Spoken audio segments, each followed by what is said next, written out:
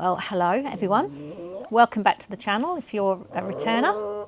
It's lovely to have you here, and welcome if you are new. If you're a new follower or a new watcher, you are more than welcome. Apologies for my cute pug who's making a lot of noise. This is Sully. I've moved in slightly from the veranda today because it was a bit windy, and I'm on the floor, so she's very excited about that.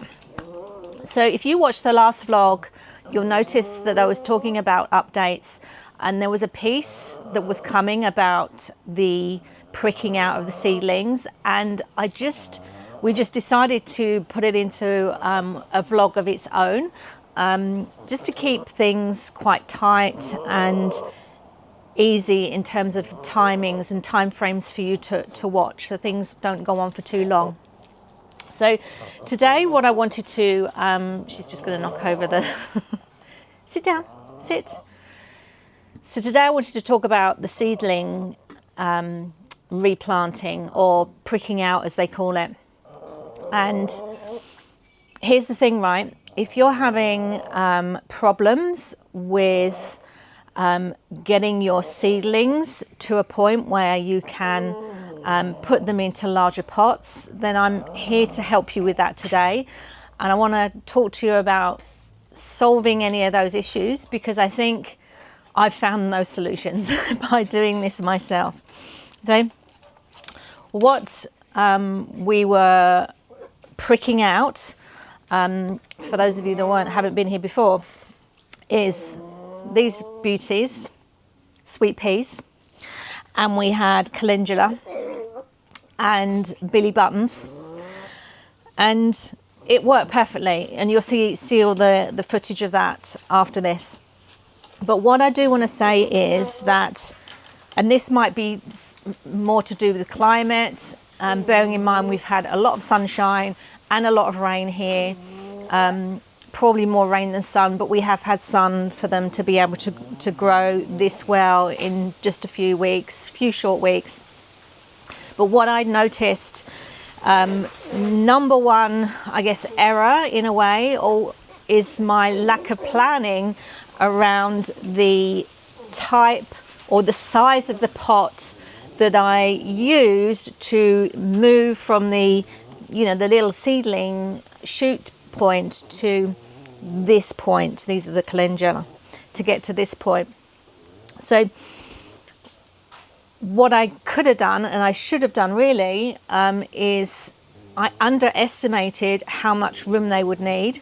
And so when I went to pot these out into these slightly larger little squares here on this pot, in hindsight, I should have gone for a bigger one, because one, the seedlings in the pot that they were in before, the roots were really growing out of the bottom, and these are a week in, more or less a week in, and they're doing the same here. So when you go to pot your new shoots, your little seedlings that have come through, make sure you put them in a bigger pot. This is not big enough, so I've got to literally repeat the same process again, at least once, when I could have just done it once, right? Gone from small to large. That's point number one for sure. So point number two is that with these calendula, the way the seedlings came through, they were really, really bunched together. And so I pricked them out, and you'll see this, pricked them out into 3 or 4 little seedlings and put them into one pot. But even now, just looking at the bottom of this, even these larger squares, so definitely plan your seed pricking out way in advance, so you're future-proofing the growing process and period for those pots to last a lot longer. So then you're taking away unnecessary steps in the repropagating, replanting process. And then secondly, overestimate, I would say.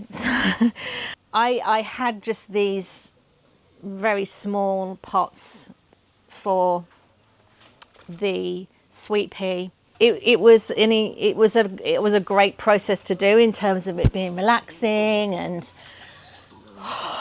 all the lovely things that occur with your nervous system being gently massaged while you're messing around with your fingers in the soil. But it wasn't a good use of my time.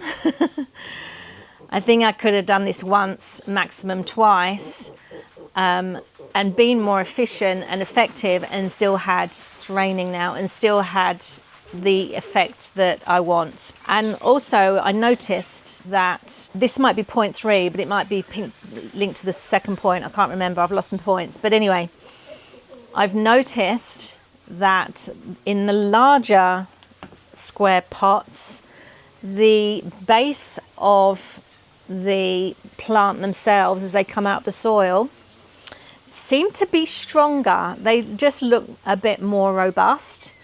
And that might just be something we can apply to the calendula when I compare that definitely to the little shoots on the sweet pea.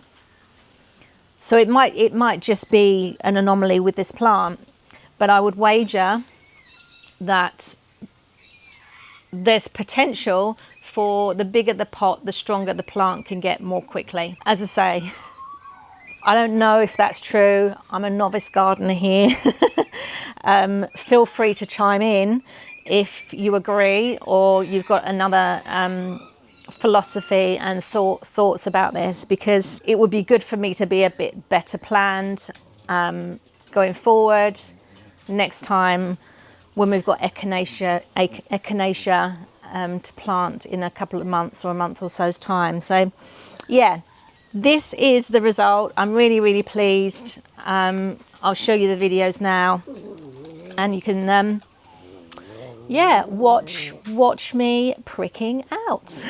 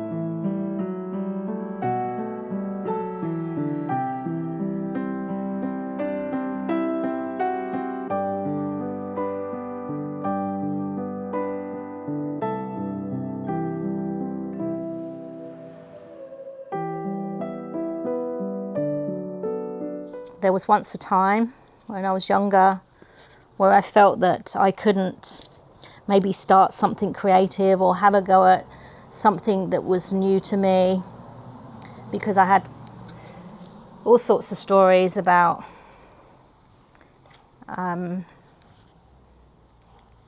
maybe not being able to see it through,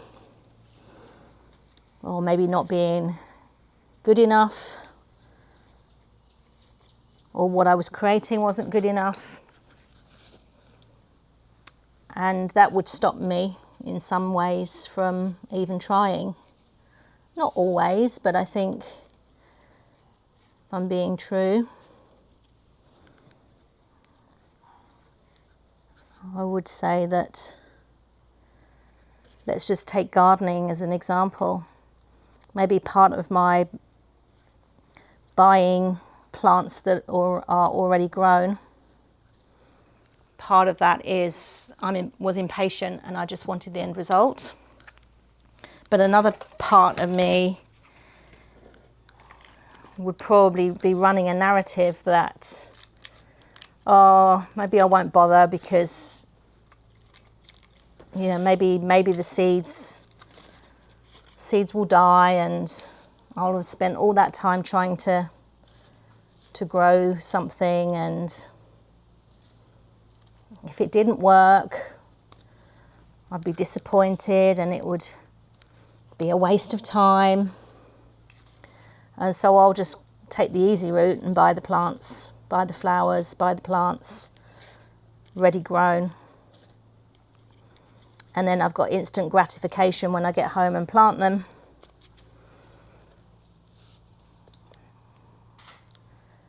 All the while now, on reflection, noticing that in the pursuit of self-gratification, being satisfied in the easiest route possible, that I've had missed out on the joy of the full journey and learning something just by starting from scratch, starting slow, working with the natural timings of plant growth and letting the plants lead the way.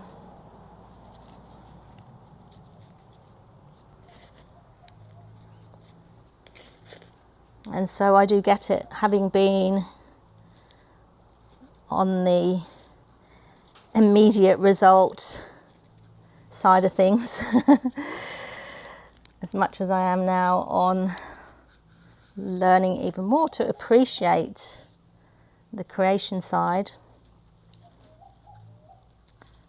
that I've learned a lot more about myself as well as the plants. And it's not even regret. You know, I think to have regret is quite sad, really, because then what you're saying is that you can't appreciate the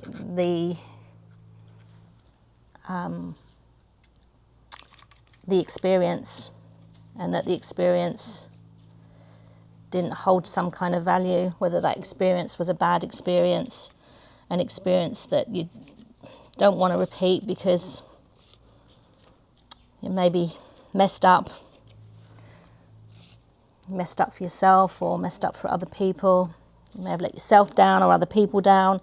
I don't think you can have any regret from that, because everything that we experience has a purpose. Particularly on a soul level, our soul comes to earth in this meat suit to have the fullest experience that it possibly can. It doesn't want us to gatekeep. It wants a life well lived. There we go. So 1, 2, 3, 4, 5, 5.5 punnets. Pretty cool. The calendula has done phenomenally well. Look at the roots. How amazing is that?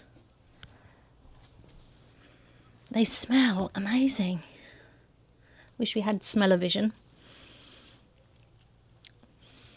They've definitely got a herbally smell. Almost floral smell.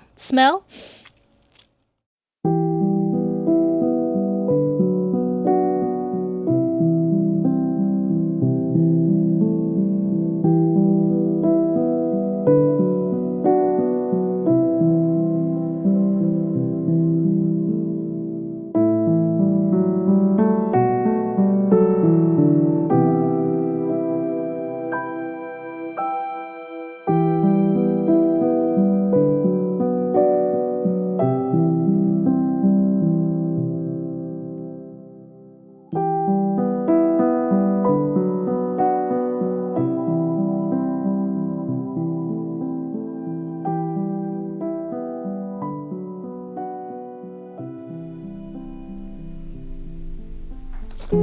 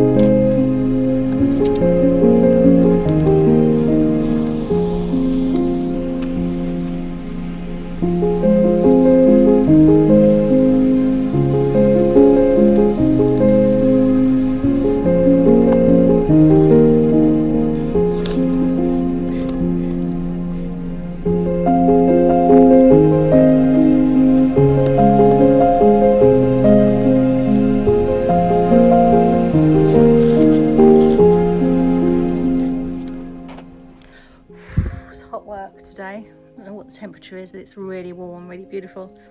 So yeah, thank you for joining me on this flower growing right from scratch journey. Yeah, looking forward to seeing how they grow in the 2 weeks that I'm away. I've asked Den kindly to make sure they're watered, and yeah, then we're on to the next stage. So thank you for joining me, thank you for coming along on this journey, and I'll see you next week.